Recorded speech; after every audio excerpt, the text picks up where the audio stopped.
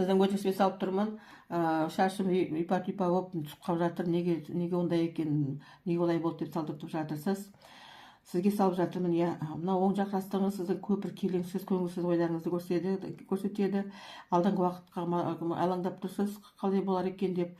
Маңдайыңыз ашық, екі бүйіріңіз қысылып, жүрегіңіз көптеніп, мына оң жақ босағаңыз өзіңізден өзі болғанмен енді мына құйысқаныңыз берік, сыртқа қарай ауып, сергелдеңге түсіп сөйтіп тұрсыз. Қазіргі таңда көп ой мазалап тұр. Қасындағыларыңызбен сөйлесіп, ақылдасып, жаңағыдай бөлісіп отқандағыңызды көрсетеді. Жалпы мына қазіргі қиыншылығыңыз беліңізден оратылып, аяғыңыздан шұбатылып сөйтіп тұрған көрсетеді. Енді сіз ойлап тұрсыз, маған деген ойыңыз, маған деген жаңағы қиыншылығым сырттан келіп тұр деген ойыңызды көрсетіп тұр. Мінекей, ол сырттан келуі мүмкін.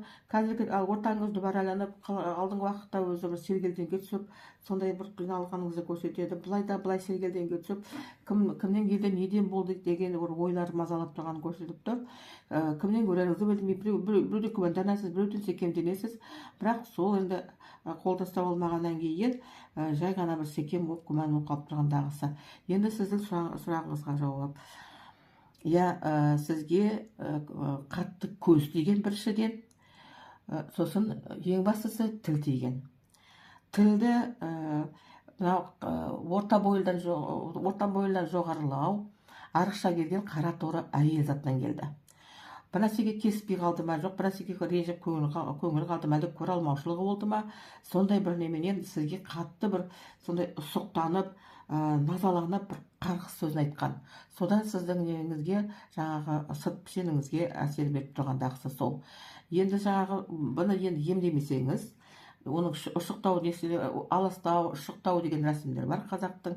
Сосын молдаға бар оқыту деген бар. Соны өткізбесеңіз, ол өзіңіздің негізгі шаш емес, басқа да денсаулығыңызға кері әсерін беруі мүмкін.